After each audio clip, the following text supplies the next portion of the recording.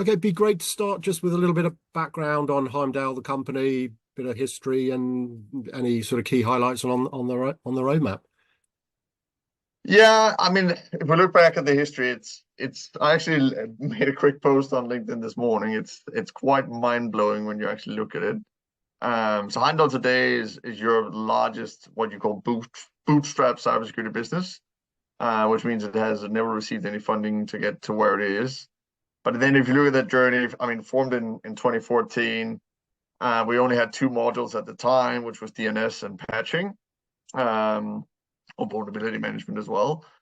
And kind of where we took that from, which was what I call spaghetti code at the time, to where it is today, which is a vertical leader. That's been mind-blowing in its own, but then we've launched, antivirus in 2016. We did an acquisition of another company in 2019 for, again, bootstrap cache, which led us into another vertical called privilege elevation and delegation management, which is kind of rights management on Windows desktop. We then got email security, email fraud, application control in 2020. In 2021, I think we launched our ransomware product. In 2022, we added remote desktop, which got us to kind of the widest platform in the market position. And then we kind of further expanded on that with a very visionary product last year called the Threat Hunting and Action Center. And then kind of coming up this year is what we call privilege account and session management. And it's been mind-blowing when you look at it. It's a revolutionary product today. At the same time, it's a vertical leader. It's been done bootstrapped. It's what everybody's kind of talking about out there. And what we really wanted to do, we started joking about kind of this world domination internally in the company back in 2015. And you just see how the orders ramped from, we won an order of 1,000 euros, then it was 10,000 euros, then it was 100,000 euros, and now you're talking 1 million euros. It's quite impressive. So that's kind of started 2014, transformational journey up until today, where we also kind of expanded to more markets, bigger customers, really focusing and doubling down on MSPs at the moment. Okay, I mean, and obviously the cybersecurity market, it's pretty complex, and there are a lot of players in there. So, and you've referenced some of your acquisitions and some of the products you've introduced. It would just be good to understand where you position yourself within, as I say, what is quite a crowded and complex industry. Yeah, so very interesting. I think, as you kind of point out, it's very complex. It's quite crowded. There's been numerous, if not thousands, of, depending on what of those two is the largest, but thousands is probably higher. And there are probably thousands of vendors in that space today in the cybersecurity landscape. A lot of them are point solution vendors. And kind of with this widest stack in the market, what we've aimed to target is the widest unified cybersecurity solution in the market. So not only do we have the most modules of the ones people need, it all also works together. So what comes together in one solution, whereas, for example, Microsoft, I wouldn't really say it comes together. Yes, they have a lot of modules, but it's not working intertwined. Here, everything works together. So having that kind of unified, everything in one place solution where you can really easily use it and maximize your value or get all the value is what we've been shooting for. I think what's really interesting, as you kind of point out in this complex and crowded market, is everybody kind of wants what we have today. But when I was arguing with analysts, even 3.5 years ago, Gartner, Forrester, etc., everybody was still solidly focused on the fact that point solutions, which means single solutions, would win. So having just the best of breed in each single vertical would be the winner, right up until 2022, when everybody pivoted and said, yeah, the platforms are going to be the winners, which we firmly stood behind all the way. I mean, we knew we had to expand our solution going from 2014 till today. And that's exactly what's happening. Now everybody's looking at Heimdal and saying, wow, this is amazing, or this is fantastic. this can solve a lot of my problems. We're not perfect yet, but I do think we took the right route, and kind of this unified positioning is the right to win in the market. Yeah, and in terms of the extended detection and response XDR platform that you've got, be good to understand, because not all of those platforms, as you say, do what they say on the tin, or they have different components.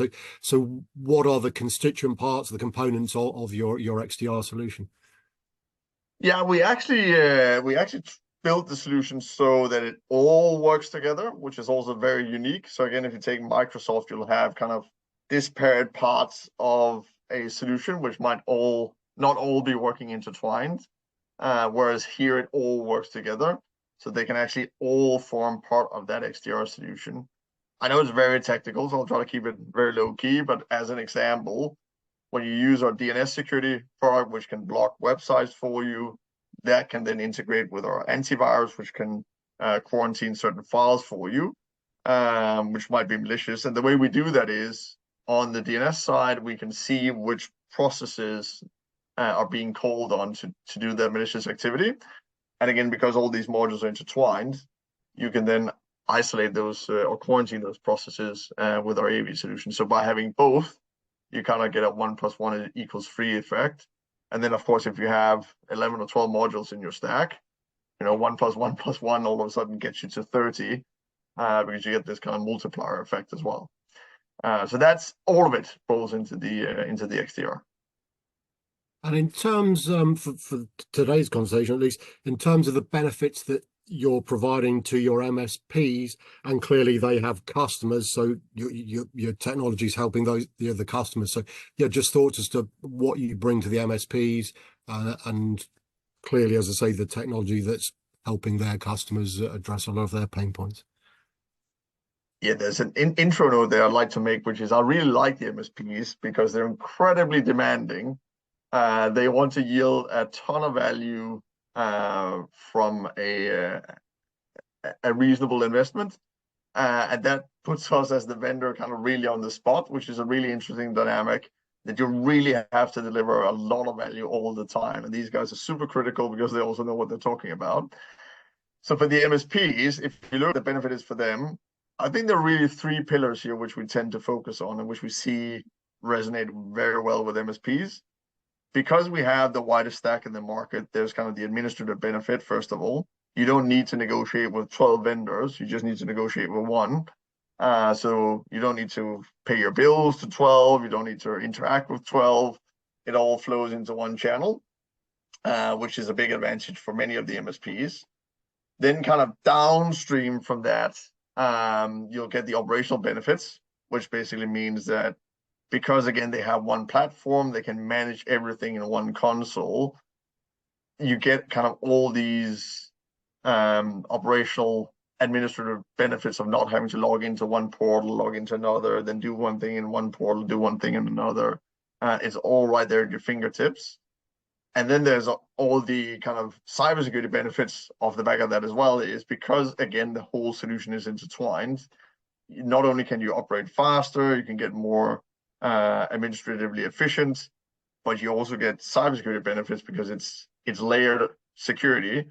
And then the final piece to that is because it's layered security, not only do you allow yourself to operate quicker, work with less vendors, get more security benefits, but you can also go educate your customer and sell more to your customer. So in reality, there's also a commercial benefit to that, where you can sell more to your customer, work with your customer in solving the use cases and the problems they have as well in a very simple fashion. You can just turn it on when they need it. And I'm also wondering, because MSPs have evolved as a group, if you like, but they're also MSSPs, specifically security service providers. So do you distinguish at all between those two groups in the way you interact with them? I mean, do you offer more sort of detailed, comprehensive sort of work alongside the security professionals? Just how you work differently between those two groups, if you do at all? Yeah, for sure. I mean, yes, we do distinguish, but then at the same time, we have a very unique solution which we call the Threat Hunting and Action Center, which technically will allow any MSP to become an MSSP overnight. Because if you have all your technology with Heimdal, this portal, which we should certainly visualize, will allow you to bring everything together into one place, risk score everything for you, to get all your risk in one spot, which will effectively allow you to see all your problems instantly, which is a super cool way of doing it. At the same time, it enables you to action those problems as well in that portal. So effectively, I'm not sure all the MSSPs love us because we're bringing more competition into the MSSP space. But yes, for the MSSPs, they have that benefit as well, that they can use that portal. Again, reducing their administrative kind of touch points, work more efficiently, and then they can also kind of increase the cybersecurity posture to the customers. So yes, I mean, we try to work heavily with the MSSPs, especially gathering feedback for products. And partners can expect, I think, a revolutionary platform, which they won't find anywhere else, because there is no solution like this where you have this with everything rolls in so seamlessly into one portal where you can action everything in one go.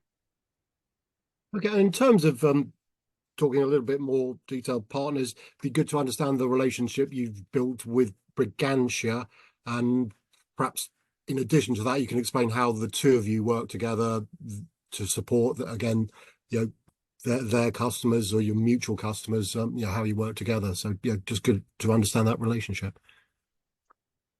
Brigantia is, in my view, a phenomenal partner. They kind of really go out and dig up the market, bring in a lot of awareness to the Heimdal product through the MSPs and MSSPs, especially in the UK and in Ireland. So that's kind of the main way that they deliver a lot of value for us. They have a knowledgeable team. They can help enable the partner as well. And whenever we run into these kind of very large MSPs or critical infrastructure partners in the market, we kind of provide support with all of those. Happy to walk the customers through the very technical solutions, which of course, when you have this kind of tiered go-to-market model, not everybody can be an expert. Even within Heimdal, we might need to bring solution experts into a pitch. So that's how that relationship was working. We began to do a phenomenal job of digging up the market, so to say. And then we provide kind of off the back of that support, but also roadmap support. If there are specific requests coming through the partner channel, we tend to be very, very attentive to those and kind of work to make sure they come into play in the market as well. Okay, maybe just before we finish, we'd widen out the conversation a little bit and be good to understand. I mean, AI is front and center. It seems to be, about to take over the world, we're told. I'm just wondering if you have any thoughts as to the impact either it's already having or will be having.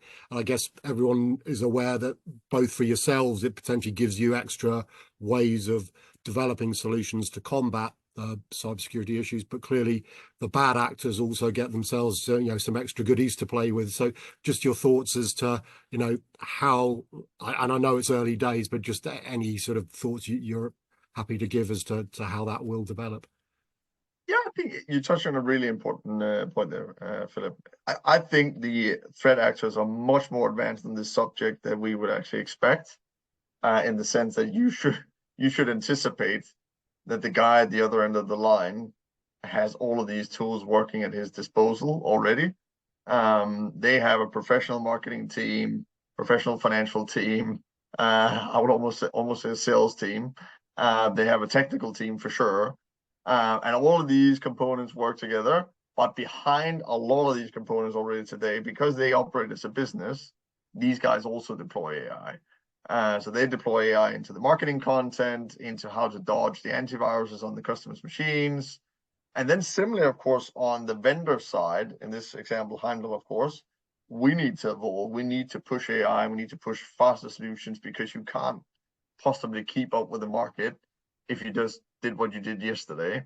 So for example, with our DNS solution that we offer, we were the first vendor ever to deploy a full AI model, which today is, we're patenting that as predictive DNS. It can literally tell you which websites are coming online tomorrow that might be a threat to you based on what it has in terms of knowledge, which are hundreds of millions of domains. When they will come online in the day, who will own them, you can all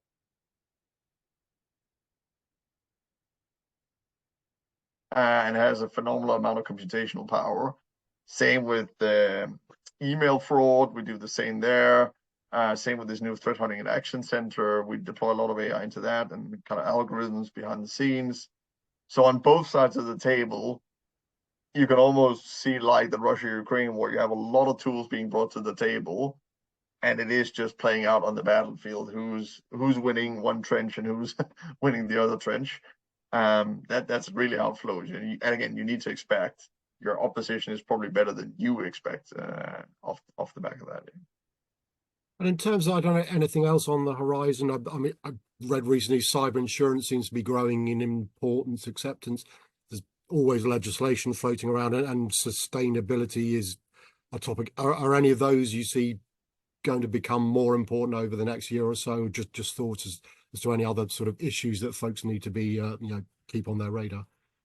Yeah, I think if you look at, we're touching on some of the key trends here, I think. So on our roadmap, we'll be launching this privilege elevation and privilege account and session management, which will allow you to kind of connect to servers, what is called just in time. So you can create a administrator account just in time, connect to that server, have your session, and when you disconnect, it's all cleaned out, and you just have the audit trail.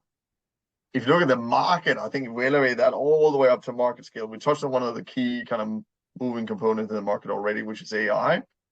I think if you take another step back from that, there are other moving components, which is the MSP space, which is also rapidly growing. You touch on cyber insurance here, certainly also something we're looking into and considering, because that's also a rapidly moving component. So if you kind of roll those up, I think you have 4 trends. One is the insurance one that you're rightly bringing up. That's a super important one downstream. There's the unification of market, which again, the cyber insurance also talks into. Will cybersecurity and cyber insurance almost merge? Good question. And then, of course, there's the whole MSP space. How do they react in that dynamic? Because they provide a lot of those services today. Could those come from an insurance company going forward? How's that going to unfold? And then there's a whole AI piece playing into that. All of those are parameters we're touching at the moment to see how they evolve and how can we blend them into kind of the perfect solution for our customers and partners. So in terms of your own roadmap, I mean, you sort of hinted or explained 1 or 2 things, but when you wake up in the morning, are you excited at all the possibilities? Or are you nervous because there's just so much going on? What do you see, I suppose, moving forward as the challenges and opportunities for the business? Yeah, I'm super excited. I think Heimdal is positioned the best position actually to succeed in the market. If you look at where we are versus the competition, we have the most comprehensive platform at our fingertips today. And then again, to some of the points you touch on, I mean, which direction are we going to double down on? Will we focus more on AI? What about cyber insurance? And underlying to that will be, how the market unfolds, MSPs, MSSPs, end users, who actually drive the demand. And then there's a near-term part, which I focused on before with the upcoming launches. I think if we look at very kind of short-term, 2024, we'll focus on our existing kind of platform leadership, but then that has to evolve going through 2025 into something more, whether that's AI or cyber insurance. Both of those are certainly viable paths. So you can say MSPs, customers looking at this recording or this interview, those are probably the kind of directions they should expect from us to take going forward. But yeah, generally, I'm super excited because we're in a good spot where we are already. So it's just about staying in front of the curve. Okay, it's been fantastic to chat to you, Morten, and some great insights as to what's going on both at Heimdal and in the industry more generally. So really appreciate your time. Thank you. Thank you.